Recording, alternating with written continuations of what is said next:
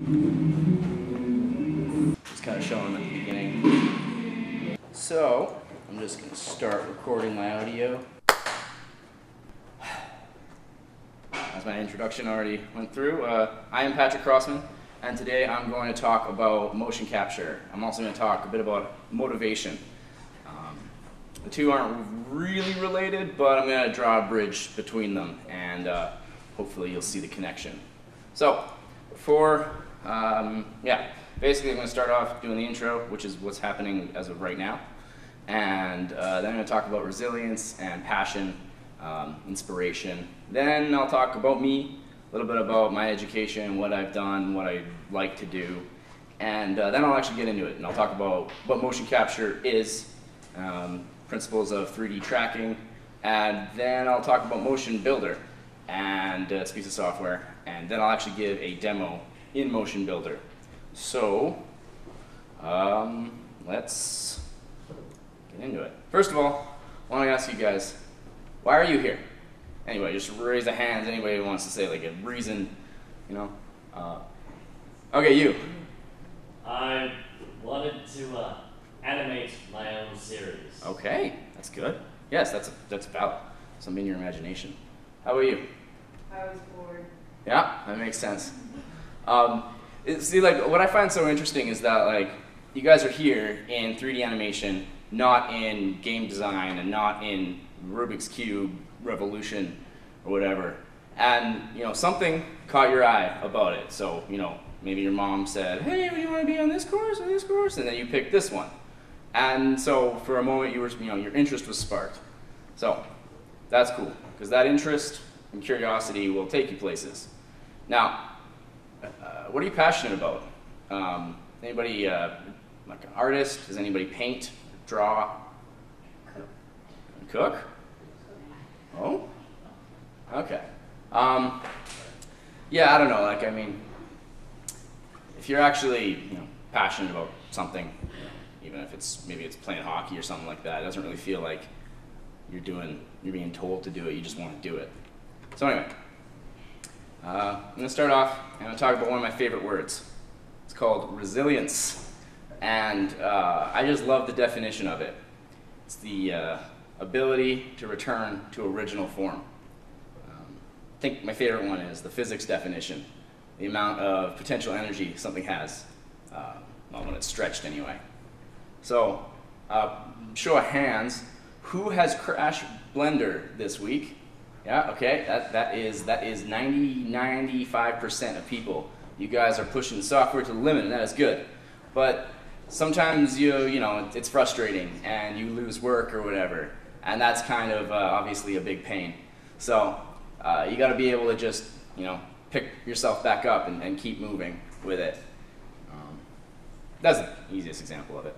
So, on the same note of resilience, this guy, Georges Méliès, in 1902, he created this short film, arguably the first sci-fi movie of at least the 20th century, called Voyage dans Lilou. And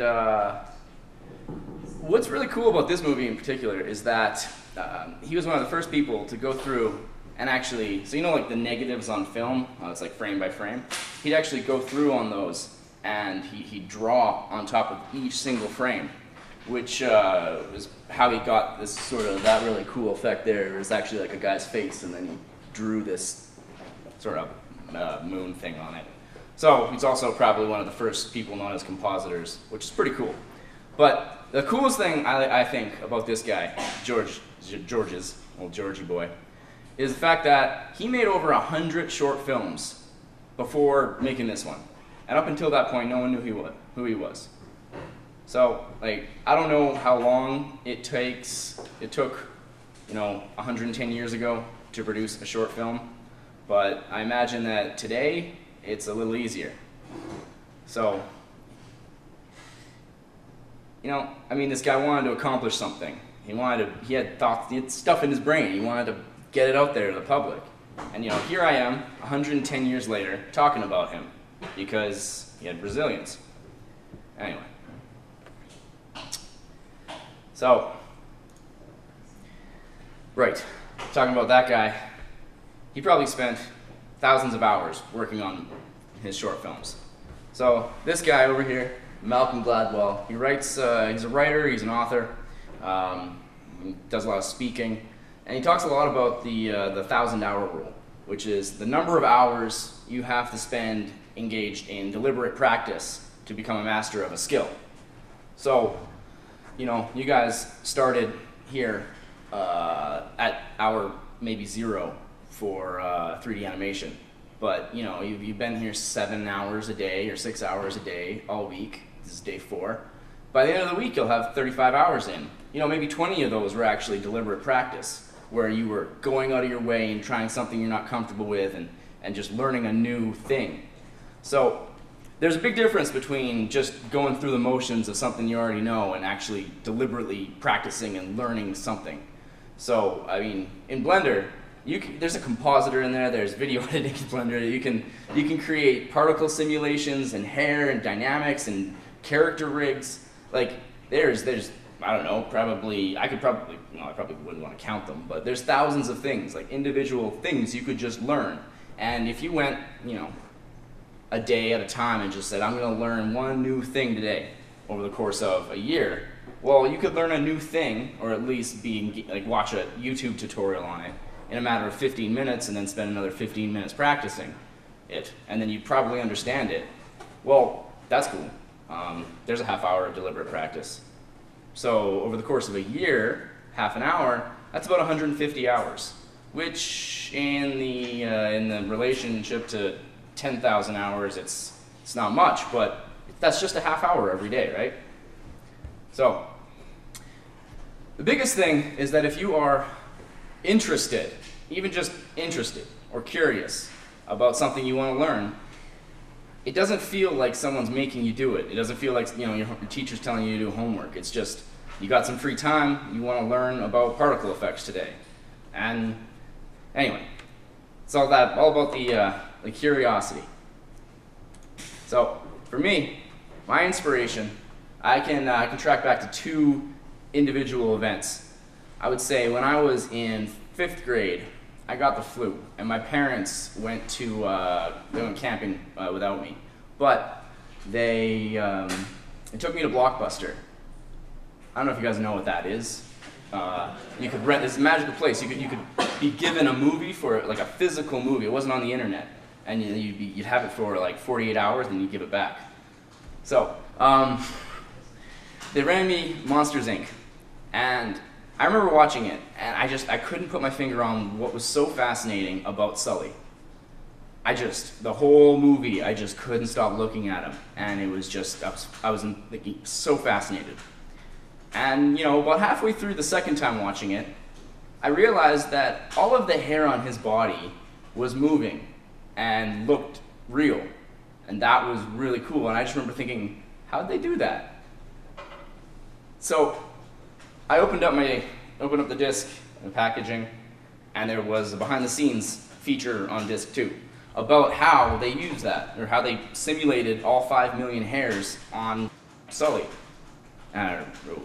Anyway, and you know, I probably watched their behind-the-scenes thing, you know, 10 times because this guy explained about, you know, the physics of it.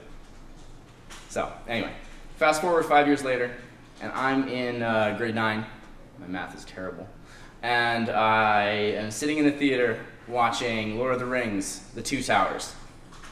About halfway through the movie, Battle of Helm's Deep. So on the left side of the screen here, you've got an army of men on horses just going down the hill really, really fast. And then in the valley, you've got, you know, 1 million orcs. And then the 2 of them just meet in the center. And it's just everybody is fighting and killing and dying and bleeding, and it's just intense. And I remember my jaw was just dropped, and I loved it so much. And it wasn't until I was driving home, well, my parents would drive me home because I was 14 and I couldn't drive, but they said, or not they, I thought to myself, how did they do that?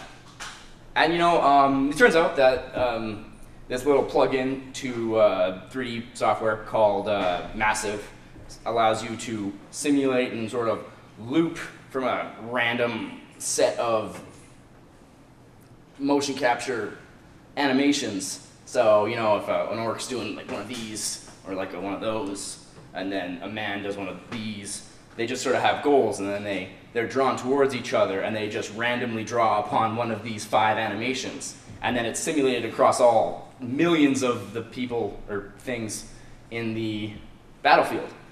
So I think that point in time, you know, the 6 hours I spent on the internet the next week trying to figure that out, was a big sort of turning point in my life. And I think it led me into what I ended up doing at university for education, which was I got a Bachelor in Fine Arts of New Media. So the first year and the second year are mostly film and design stuff. And it was pretty cool. I mean, I really, like deep down, I want to be a filmmaker. Like that's really what I want to do, and I like that. But as you get through the degree, you learn, you get a little bit more specialized. And so I got privileged enough to go down a 3D animation path, and more like special effects in 3D animation. So they had a motion capture studio there, and I spent, well, probably close to 1,000 hours in there. I took 3 courses over the course of a year, and I loved it. Actually, I took 2 courses, and then one of them was an independent study that I wrote off as a science credit. So after university, I went and became very interested in Python, which is a scripting language. Does anybody know about it at all? Yeah, hey, that's pretty cool. Have you made cool stuff with it? Like, have you done any? Okay, because it's like, it's crazy. Blender is actually built in Python, which is just incredibly impressive. But with Python, you can automate anything, like anything on a computer. You can just, so if you could just, you know, reproduce the steps that you need to click on stuff, Python can do that, like right down to even altering the software that you use. Anyway, it's super powerful. That's about all I'm going to talk. But if you feel like it, go ahead and spend an hour, type in Google, learn Python, and in an hour and a half you will know what it does, and it's pretty awesome. Anyway, so now I can actually talk about motion capture. It is the replication of human locomotion into 3-dimensional space. So that sounds pretty straightforward, but really some of you might argue and say, well, you know, that human, yeah, he's moving and he's driving the character on the right, but that bag isn't a human. And it's, you know, it's true, because it's not just human, it's not locomotion, it's not loco, it's just motion. Essentially, you've got these weird balls on the guy, and they help bring the animation onto the character model. So yeah, I'm gonna end up saying balls a lot, guys, so just get ready. The big thing though is that there is actually quite a few steps in between here and here. So those steps are known as a pipeline. And the steps that an asset has to go through before it ends up on the big screen, that's your full studio pipeline. So this little flowchart I got up here, I'm going to hand out this PDF after, and you guys can go through. And I didn't make this graphic, actually. This guy, Andrew Whitburst, he's really smart. You can go to his blog, you can read all about it. But easiest way I can describe what a pipeline is. So right down here we've got Andy Selkers, and he's got some cool balls on his shoulders and his head. He's got this weird camera thing in front of him. Then phase 2, we've got a low poly character, and so that's a proxy mesh, if you for technical term. And then on the 3rd frame, we've got a higher poly mesh with hair simulation. The cool thing is that this is the exact same hair simulation that was on Sully. It's just gotten faster and easier to do. Then 4th frame, we've got a beauty render, which is essentially what it looks like on screen. Now here we've got good old Davy Jones.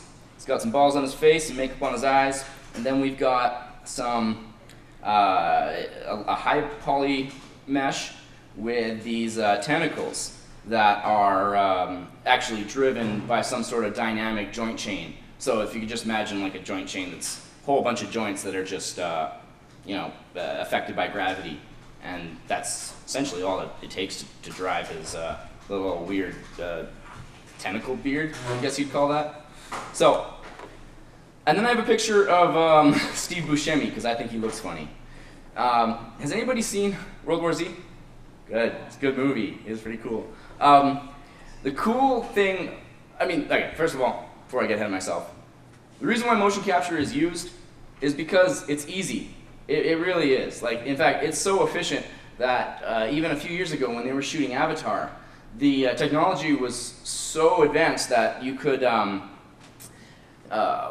had their motion capture studio, so they had their actors dancing around doing their avatar-y things, and then behind them there was a screen where the characters, the 3D characters, like in a low poly form, were actually projected onto the screen so that the director was able to see, what they looked like in the environment, at least on a rough level, which is pretty cool. And this shot, from World War Z, was actually made essentially by one guy. He compiled all of these motion capture clips and created this really cool effect. So if you click on this video when you get it, the slideshow from me, you can go to it. It's pretty cool. But to explain it in a simple term, you guys have been using Photoshop, right? A little bit? Anybody? Photoshop? Okay, well in Photoshop you can break things apart into layers. Just imagine like layers of stuff. Just boom, boom, boom. So each individual person on this, in this sort of zombie pile, was actually individually motion captured, and they were on a rope net, and then they just frantically climb up it all zombie angry like, and once they got to the top, they were just done. And then so all of them are essentially just randomized and given a goal, and they just frantically run up this pile thing. And the tool that this guy used was actually Motion Builder to get all of them pummeled together and just layered in such a cool way. And I think that's just so powerful that even one person can just have the control over, well, I don't know, thousands of things on a screen. It's really awesome. So anyway, that's why movie special effects are getting so much better, is because they're getting easier to make. So now I talked about sort of what it actually is, but now if those zombies in the last frame weren't acting zombie-like, they wouldn't really be entertaining. It would just be, like people kind of just climbing up a rope. But if those actors, gave a performance where they're going crazy, then it becomes so much more engaging. And that's the goal of it, really, is to accurately transfer the human performance onto your CG character as 3D application. But as I said earlier, and I'll say it again, there's a few steps in between here and here. And the first of them is the fact that a computer is between them. It's just, and a computer does not understand what a face is. Computers don't fundamentally know what a bone is. They don't know what feelings are. Computers know what we have understood well enough to program into them. So that, they understand things like time and math, trigonometry. They know position. They can create polygons. So any kind of solution, motion capture or not, has to play to those strengths. So there is a whole bunch of different kinds of motion capture out there. The one that's most used, as well as the one that I know the most about, is optical motion capture, which can be easily described as the use of multiple cameras to track the position of markers over time.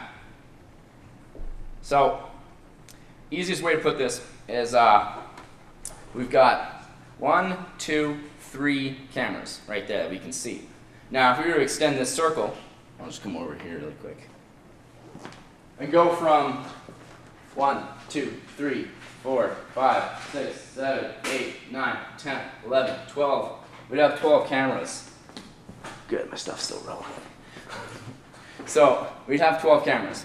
And that's essentially all the motion capture studio really is you got 12 cameras in a circle that can essentially see each other and the stuff inside the circle. And then you got a guy with a whole bunch of balls on him. And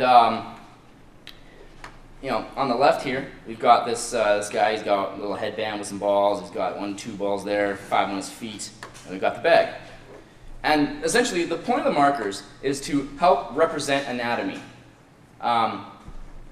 So they're just soft little pieces of foam, and you just put them on anywhere that a bone sort of starts and a bone ends.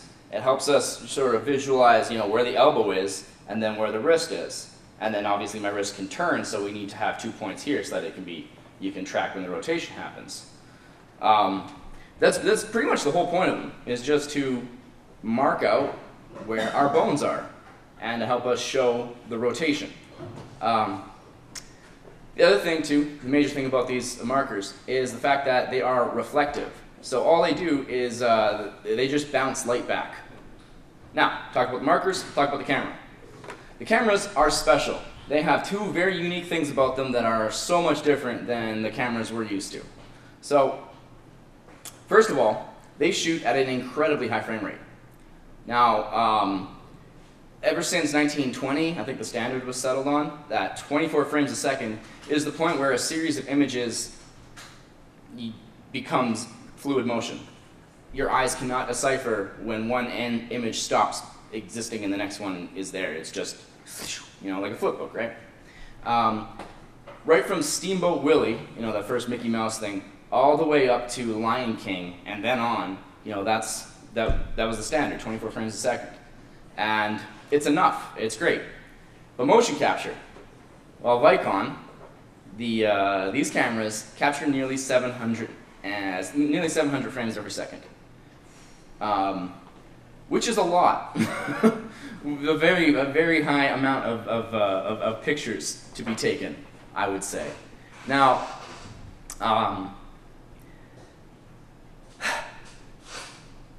the next thing that's important about these cameras is that they shoot only in black and white, which is known as alpha.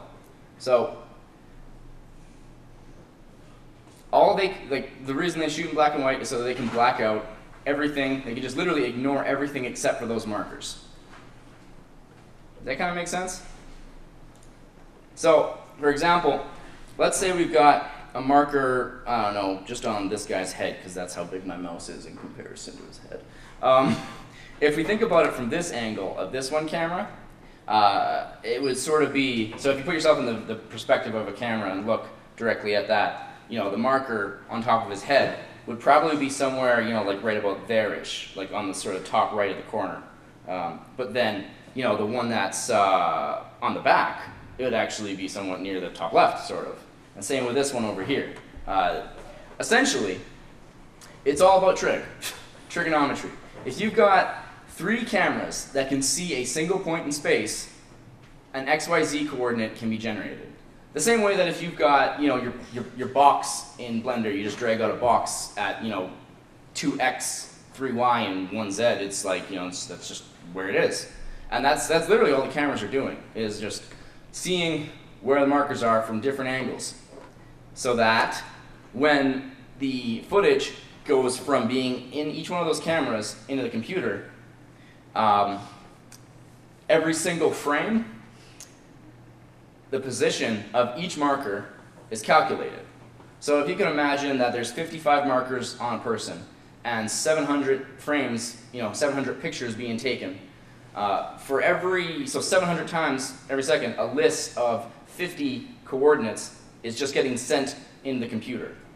And from there, you just get these points. You just get like a whole bunch of black and white points that are in space, and I mean, you can tell that this is the marker from here, and it's floating along over time. The computer literally connects the dots for you. And that's the great thing about the software. Like I said, it's, the software is so powerful that you don't have to do the trig, because that would be ridiculous for a person to spend all day, you know, doing like trig when a computer can, like that, faster than that, like 1/1,000,000th of my snap. Anyway, but Once those flying dots end up in your scene or whatever, in your software, they're just flying points, and they don't do much good, really, like that. So you have to break them up into sort of tangible groups that represent anatomy as well. So, well, like I said, when you get the stuff captured and it gets on your computer, you have the translation of points through space. And then you group them together. So normally, you take 4 and you group off your head. You group off your chest, you group off your arm. You see this guy? I don't know, you can kind of see, right? Like there's an arm, and there's a wrist, and there's legs, and you just create sort of like a visual representation of that. And you know, you could call them bones, but sort of the terminology that's used is a rigid body. So a rigid body, the simplest way to describe what one of those is I can just talk about your skull. Your skull sits on top of your neck. It can only turn the amount that your neck will let it turn, and so it rotates. It doesn't. You can't translate your head like. So I don't know if anyone has ever thought about this before, but when you walk, like when you take a step, you're not actually translating through space. Your center of gravity is. So your center of gravity is just sort of inside you. It's just sort of like if I push you off-center, your center of gravity is outside of your balance and you'll fall over. But your center of gravity is just sort of like a conglomeration of your mass. But your bones are what actually cause you to move. So, I mean, it's a really simple point. It's just the fact that for me to do this, like 200 bones need to cooperate and rotate the way that I want them to allow me to move back and forth. So that's the main property, is that they can only rotate. Then the next thing is that they can't be squashed or stretched. So for example, if I were to grab one of you and put your head on the ground and then stomp on it, your head probably wouldn't act like a cartoon. You know, you'd just say, "Ow, don't do that," or you die. So that's basically the principle of rigid bodies, is they rotate and they stay the same distance from each other. So, in this example right here, I actually used Motion Builder to kind of group up those points and get this awesome, that awesome looking guy. And that's a main use of Motion Builder. It's actually called retargeting. It's sort of the whole process of it. And I'm going to do some of that during my demo. Essentially, you could take any number of characters, you know, you could take Woody or Buzz or, you know, the guy from Gears of War or whatever, and you could get this like weird Richard Simmons dance, and you could just bring all 5 characters in there, and then you could just retarget that animation to all of them without really even putting the software through much stress. It's just literally saying those bones are now driven by this animation, and that's what retargeting is. Now, nonlinear editing is actually what I was kind of talking about earlier with the randomly drawn animations from the orcs that they do, as well as, has anybody used a video editor? Has anyone cut video? Yeah, right on. Man, you know a lot of stuff. Yeah, it's essentially, you get your little clip and you can just drag it around, and it's not really bound by the time it exists in the file. It can be stretched out, it can be moved. It can be placed, you know, one after another of 2 events that didn't happen one after another. Tarantino. Anyway, so that's what my demo is going to be in, and this is sort of the process I'm going to go through here. I'm going to start out with some motion capture data, which is the term of all the list of points through space. Then I'm going to slap this little actor guy on it, and then I'm going to drive one of my characters with that animation. After that, I'm going to use a control rig, which I'll explain more when I get into the demo, because it's kind of just a bunch of words right now. And then, at the end, I'm going to plot, or I think more the Blender term is to bake. You just bake keyframes down on the stuff, create a cache, kind of, onto the skeleton, which is what this weird triangular pointy man is. The skeleton, if I were to bring in a different character, that skeleton could drive a different character. It's just pure rotation. So as I said, if I could really sum up what motion capture is in one sentence, I would just say that it's taking the translation of points and converting it into the rotation of bones. That's really all it is. And then you just got some software to go through to get there. So, now that I've talked all about all the boring sciencey stuff, I want to ask you guys again, why are you here? You know, back there, you want to make your own shorts and then stuff like that. That's pretty awesome. And I think, you know, just being able to have that sort of creative vision is great. Because it's like, you know, 15 years ago, this show Reboot, I don't know if anybody watched it. It's awesome. It's great. Yeah, it's good. And the thing about it is that you guys could make any of these models, and I mean, not to mention like any of the actual like fluid effects they had, which was just like warped geometry over time. I mean, like, you guys already know how to do that. So I mean, with 1 week of training, you know, you could go back to the past, not the future, and you could get a job, you know, with Mainframe Productions, I think it was, who made this, and like. It's cool because the software is getting more powerful. The knowledge group is out there. I mean, you guys can like, I'm sure that you've gone, you know, you've struggled with something and then you've did a search and ended up on a Blender forum. You know, if you haven't, that's a great way to usually find a solution for a problem. The user community, especially for Blender, is huge. But for the software that I use, it's huge too. I mean, there's just communities of nerds helping nerds. It's great. So, if you have anything that you imagine, you can create now. You just have to be able to figure out what it is that you're trying to create. And like, I think that is so powerful. At any point in time, if you just think of a cool project that you want to do, you can sit down and plan out what you want to put into it and when you want to work on it and what you need to learn to accomplish it. And then in a matter of time, you'll have it. And then it'll be yours. And you can look back on it like 10 years later and be like, holy crap, I sucked. But now I'm so much better. You know, that's what I do.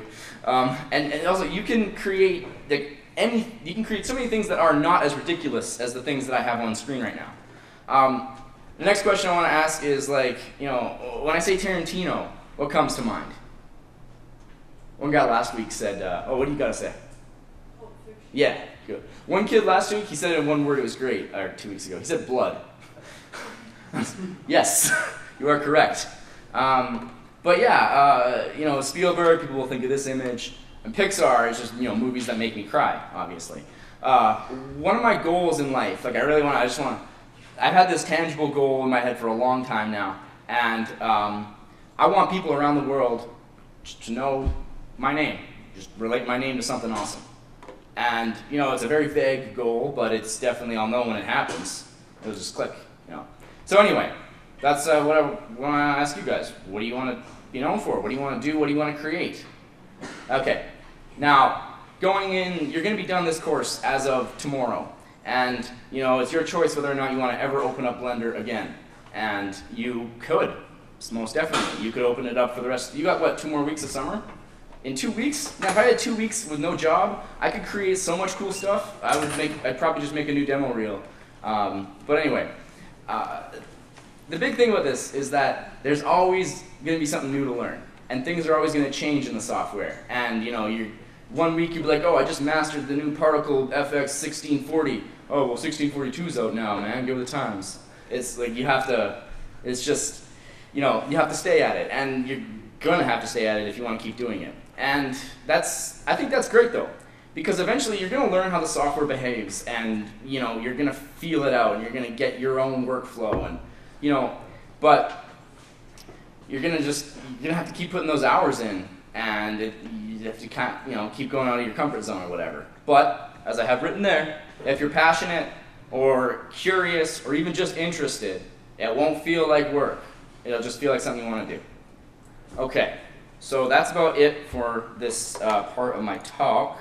And now I'm going to stop this, and I'm going to save my audio because it's going to be a really big file. I'm going to call this presentation 1. Okay, wave, that's probably good.